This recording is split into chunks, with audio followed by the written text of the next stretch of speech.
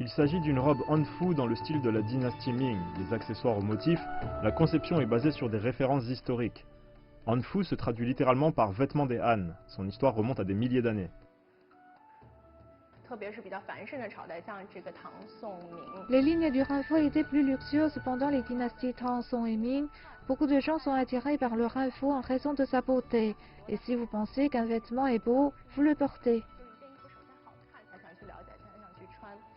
Entre eux, les amateurs de hanfu s'appellent tongpao, ce qui signifie personne de la même robe.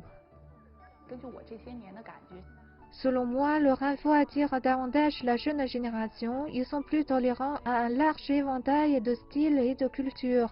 La culture traditionnelle chinoise semble avoir une influence sur eux. Les hommes représentent seulement un petit pourcentage des tongpao. En Occident, de nombreux jeunes garçons rêvent d'être des chevaliers ou des super-héros. Pour les petits Chinois, l'ambition est différente. Les garçons rêvent de devenir des maîtres en arts martiaux. Ils s'enveloppent dans une couverture et brandissent de fausses épées. Le hanfu m'a rappelé mon rêve d'enfance. Alors, je suis devenu un tongpao. Certains trouvent étrange de voir un jeune vêtu du hanfu en public. Les tongpao pensent toutefois que leurs tenues peuvent s'adapter à un usage quotidien et des occasions plus formelles.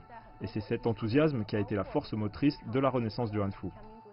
Dans de nombreux événements internationaux, les groupes ethniques sont représentés par leurs costumes traditionnels, à l'exception du peuple Han.